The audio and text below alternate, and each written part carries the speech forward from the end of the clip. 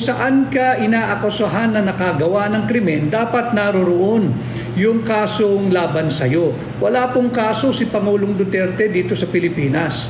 Kung wala siyang kaso dito sa Pilipinas, kung saan, dito raw naganap yung mga extrajudicial killing ng kanyang kapanahunan bilang Pangulo. Yung iba naman as far as when he was still the mayor of Davao. Wala siyang kaso sa Davao. Wala siyang kaso sa NCR dito sa Metro Manila, lalo wala siyang kaso sa kahit na saang sulok ng Pilipinas.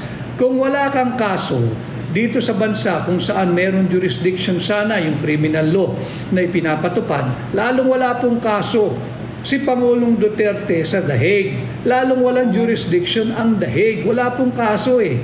Pwede ka bang bistahan? Pwede bang magdinig sa isang kaso na hindi naman existing? Kaya dapat yan ay pauwiin na sa lalong madaling panahon si Tatay Digong dito sa Pilipinas. Yeah. And I think nakikita naman ng mga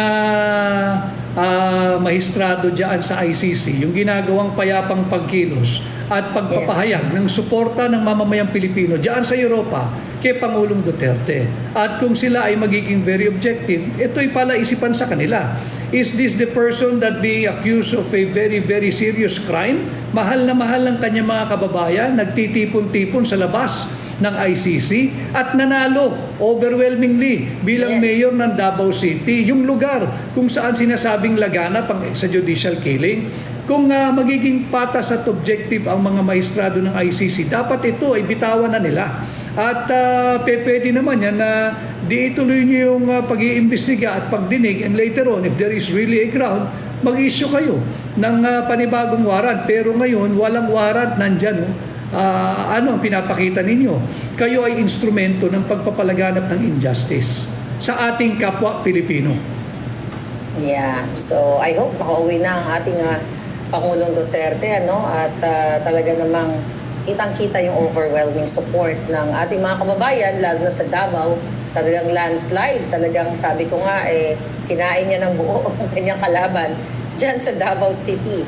So, kaya nga pala, singit ko lang, nakita ko lang, ewan ko nakita mo ito, Marlica, yung video ng isang multinational company na ginagawang katatawanan, yung kalunos-lunos na estado ngayon ni Pangulong Duterte sa The Hague.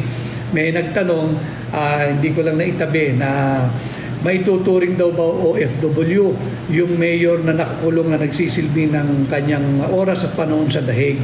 Yung mga ganong pananaw ho, alam ho ninyo, total gusto niyang sumikat, pasikatin natin, hahanapin ko lang yung video, i-repost ko yun. At from multinational company ba yun? Multinational, oo. Sino-sino yung mga taong yun?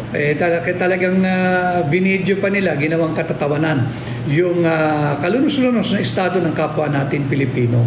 At well, there will be a time for this discussion, and a much longer and deeper discussion.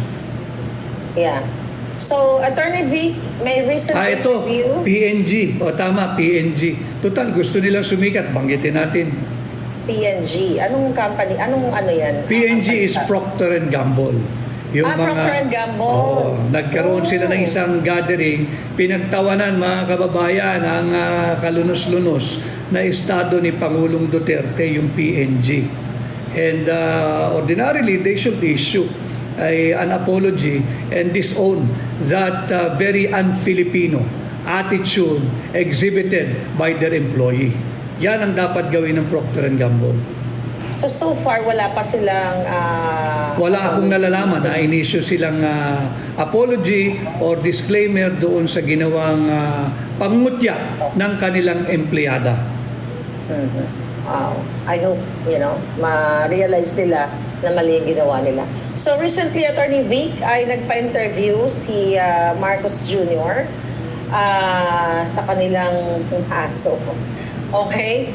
Sa kanilang aso na laging nandyan, tagaligtas sa kanilang mga kalokohan. Anyway, ang gusto ko lang tanungin dito ay binanggit, I think yesterday dyan sa Pilipinas, na ni Marcos Jr. na hindi daw niya kailangan ng kaaway, kailangan niya ng kaibigan. At sabi niya, ako ayoko ng gulo.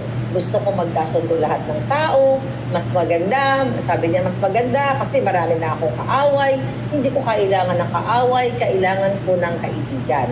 So, alam ko ang pinatutunguhan niya dito, ang, mga kaaway niya, una-una niyang inaway, actually, hindi naman siya inaway, ang mga Duterte. So, bago mo sagutin yan, ako kasi ang punto ko dyan, ngayon ka pa makikipagbate, ikaw ang dahilan ng,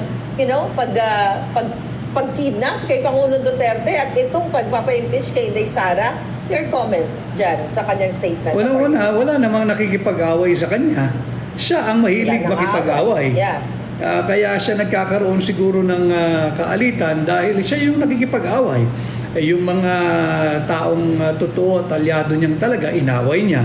At yung sinasabing magkaisa, lip service na lang yan, pambubudol yan. Paano tayo magkakaisa? Yung tao, di bali na yung naging Pangulo yung kapwa namin Pilipino, na ang pangalan ay Rodrigo Roa Duterte, ipinagkanulo mo nga sa kamay ng banyaga Paano ngayon na susundin ng Pilipino at paniniwalaan yung sinabi mo na ang aspirasyon mo magkasundo-sundo ang Pilipino? Ikaw ang ang dahilan kung bakit nagkawatak-watak ang Pilipino. Tatandaan ninyo, nung siya'y kumandidato noong 2022, the messaging was on the platform of unity and continuity. Where is unity? Asan ang unity? Ipinagkanulo mo ang kapwa natin Pilipino sa kamay ng mga naglalaway na banyaga dyan sa ICC. And it's very easy for him to be saying na gusto niya magkabati. But of course, I cannot and I do not speak on behalf of the Dutertes and of Vice President Inday Sara Duterte. I speak as a Filipino. If any leader will call for unity, kinakailangan magmula muna sa kaibuturan ng kanyang puso, yung nananawagan ng pagkakaisa, yung layunin na yan. Dapat mo munang patigilin yung patuloy na political persecution na nagaganap sa ating bansa. Yan ang susi. Kaya mo ba napabalikin si Pangulong Duterte agad-agad? O sasabihin mo na naman wala na sa kamay mo dahil nasa International Criminal Court na yan at ang jurisdiction sila na, etc., etc., etc. On the first place, hindi tayo umabot dapat sa ganitong estado kung hindi mo pinagkanulo ang kapwa natin Pilipino. Pangalawa, paano tayo magkakaroon ng pagkakaisa? Sinasalaula nyo yung pera naming mga Pilipino. Nasaan na yung pondo ng DBP at Land Bank? Yung 75 billion na mismong International Monetary Fund nagsabi, you have to put back this money sa DBP at Land Bank of the Philippines. Otherwise, they will suffer from a serious liquidity problem. Nasaan yung pera ng mamamayang Pilipino? Bakit nyo sinalaula yung 6.326 trillion pesos 2025 national budget? Paano tayo magkakaroon ng unity? Ito'y pambubudo lamang. Soli nyo yung pera ng mamamayang Pilipino. Attorney Vic, sa pagkakilala mo kay Marcos Jr., yung statement niyang yon na gusto niyang, ayaw niya ng kaaway, gusto niya ng magkipagbatiba or something like that. Sa tingin mo ba itong statement niya galing to sa kanya o may nag-utos sa kanya? Ang cut-off ko nung naging Pangulo na siya hanggang sa lahat ng ginawa niya nung Pangulo siya. Walang dahilan para maniwala Whether ito'y galing sa kanya o hindi galing sa kanya, kung ito ay pinabasa lamang o hinanda lamang siya, walang dahilan ang mamamayang Pilipino maniwala. Dahil babalikan lang natin yung mga naging pronouncement niya. Nasaan na? Yung 2 pisong kilo kada 20 piso kada kilo ng bigas. Nasaan na? Nasaan na yung murang bigas? At sinabi na meron na raw sa Cebu, meron sa Metro Manila for a limited time only. At hindi pwedeng ipagyabang yun dahil may pera din ng Pilipino ron Heavily subsidized yun, Maharlika. Ang kada kilo, kung 35 pesos ang pinakamura, every kilo may subsidy tayo ng 15 pesos per kilo. Pera ng mamamayang Pilipino yun. So hindi pwedeng ipalandakan na ito'y programa ng kanyang administrasyon. Yan ay sinasubsidize o inaayudahan nating mga Pilipino gamit ang ating mga buwis. Kaya hindi pwedeng paniwalaan. Iuwi ninyo si Tatay Digong. Sinabi rin niya, natutol siya dito sa impeachment complaint laban kay Vice President Inday Sara. Ano nangyari? O hindi ba't yung anak niya pang nanguna sa plenaryo ng mababang Yeah. kapulungan kung bakit tumakbo itong illegal, unlawful, invalid, and unconstitutional impeachment complaint laban kay Vice President Inday Sara Duterte. Gusto natin ang isang bansang payapa. Gusto natin ang isang bansang nagkakaisa dahil gusto natin ay kaunlaran, lalong-lalo na para sa ating mga kabataan. Subalit, hindi pa pwedeng lip service, hindi pa pwedeng pambubudo lamang. So sa tingin mo ba kaya niya nasasabi itong pakikipag-reconcile sa mga kaaway, na sinasabi niya, sila naman ang nakaaway, sila naman ang nagigit lahat sa amin, mga vloggers, at sa mga kritikos. Sa tingin niyo po ba, kaya niya nasasabi ito dahil nakita niya yung protest votes ng mga Pilipino na hindi pumabor sa kanila. At talagang, sabi ko nga, na wala ng amor, wala ng bilib, wala ng tiwala ang mga Pilipino dito kay Marcos Jr. So, maaari ba ito na pwede niyang, kaya na sinabi dahil, nag-a-appeal na naman siya sa taong bayan na mabuti siya na ayaw niya ng kaaway dahil sa nakita niyang resulta sa election. Tama rin yun. Tama yung obserbasyon mong yan, Marlica. At katulad din ng aking binabanggit ng kampanya, itong May 2025 election, tratuhin nating referendum. Kung tayo ba isang ayon sa mga kuminagawa na kabutihan ang kasalukuyang administrasyon, talaga namang papanig sila doon sa kandidato ng administrasyon. Kung hindi naman, ito na nga, at pinanigan talaga ang Duterte. Kaya ito'y malinaw na referendum, ayaw na ng Pilipino sa uri ng pambubudol na ating nasaksihan sa loob na magtatatlong taon sa ilalim ng Bongbong Marcos administration. At kung ano man ang kanyang tunay na layunin o hangarin, bakit biglang sinasabi niya gusto niya makipagbati at gusto niya magkaroon ng pagkakaisa, paalala lang din natin sa kanya, sinabi mo yan noong 2021-2022 nung ikay nangangampanya and you were campaigning on the message of unity and continuity. Ikaw rin ang sumira dyan sa unity and continuity na yan. Magtatatlong taon ka na sa pwesto bilang Pangulo, wala ka pang nagagawa at napapakita na anything substantial and concrete sa aming mga mamamayang Pilipino. Ang inatupag mo ay yung political persecution. Nakita rin naman nila ano ang naging katumbas na hatol ng mamamayang Pilipino. Ayaw ng Pilipino ng paalaaway na leader.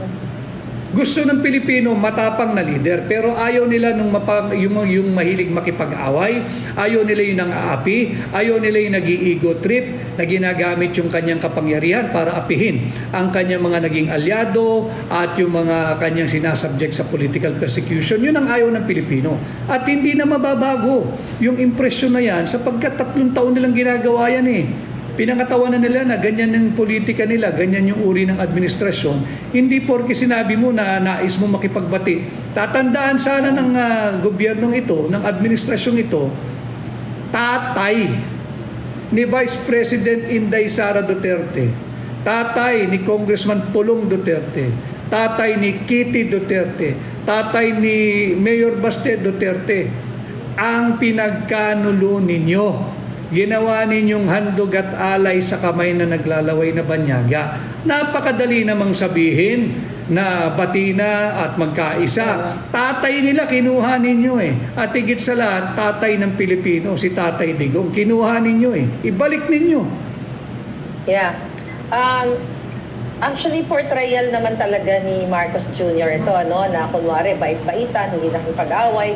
Tapos pag kinukumpara nila ang administrasyon ni Marcos Jr. at dito kay Pangulong Duterte na kabaliktaran na sinasabi nila ang Pangulong Duterte ay palamura at nakikipag-away. Pero ang totoo, naramdaman ng taong bayan na nang inaaway at minumura ng Pangulong Duterte, ito yung mga sangkot sa mga illegal activities, lalo na dito sa mga pulburon o yung mga illegal na gamot. So, kay Marcos naman, ang inaaway nila o ginigipit nila ay yung mga kritiko at ang dati pa nilang supporter. Tama yun. At si Pangulong Duterte, palaaway. Palaaway dahil pinagtatanggol niya ang mamamayang Pilipino. Ang inaaway niya yung mga drug addict. Ang inaaway niya yung mga drug users at drug pushers. Ang inaaway niya yung mga drug lord. Ang inaaway niya yung mga kriminal. Yun ang gusto ng Pilipino. Ang ayaw ng Pilipino, yung palaaway at nangaapi ng kapwa niya Pilipino. Yan yung ngayon nasasaksihan natin sa kasalukuyang administrasyon. Nakita naman natin kung paano naman talaga sinasalaula yung ating saligang batas, kung paano sinalaula yung karapatang pantao ni Pangulong Duterte, kung paano binababoy yung tamang proseso sa pagpasa ng budget, sa pagpasa ng impeachment complaint, at ngayon natitingnan natin kung paano manindigan ang mga bagong halal na senador at bubuo ng 20th Congress kung papayag sila na pumapel na katulad ng 19th Congress na walang independence at walang nagsasalita, na sunod-sunuran lang sa administrasyon. Yeah, so siguro yung isa ko pang katanungan, nung nagkaroon sila ng Thanksgiving o victory party, ay siya ay inindiyan o hindi sinipot ng kanyang mga kaalyado sa alyansa na mga malalaking mga prominenteng kumandidato. At yung iba naman doon nanalo at ang iba nga mga hindi rin pinalad. So ano ang significance dito na syempre dapat masaya yun, Thanksgiving party, pero hindi sila sumipot dito sa invitasyon ni Marcos Jr.? Well, ako naman spectator lang diyan sa kaganapan na yan. So, bahala sila kung paano nila aregluhin yung kanilang internal. I can only speak on the side of the majority of the Filipino people. Ayaw na natin ng patuloy na pangbubudol na governance. Ayaw natin ng patuloy na pambubudol na administrasyon. Ang kinakailangan natin, yung tutugon sa kahirapan, yung tutugon sa kagutuman. Yan pa rin naman ang problema Hindi naman naayos dahil talagang iba ang inatupag ng kasalukuyang administrasyon. Ang problema pa rin ay kagutuman, itong lumalawak na kriminalidad, yung paglaganap muli at pagbalik ng illegal na droga. Iyan pa rin ang problema. Walang makain ng tao, walang murang bilihin, wala pa rin murang bigas na ipinangako. So ito dapat ang pinagtutuunan ng pansin. Meron pa namang natitirang 3 taon. Pero sa tingin ko itong 3 taon na ito, ang magdadala na lang talaga ng kung gagawin lang nilang tama yung trabaho nila. Ang tingin kong kayang magpuwersa na mabago ang maling direksyon ng gobyerno, ng administrasyon ng ating bansa, yung mga bagong halal na senador at kongresista. Kung hindi sila magpapagamit at magiging sunod-sunuran, Maharlika, kaya pang i-alter the direction of our country. Baka And I hope magkaroon ng pagbabago, Attorney Vic, kasi nakita naman nila yung reaksyon sa pamamagitan ng pagboto ng mga tao, di ba? Sa kabila ng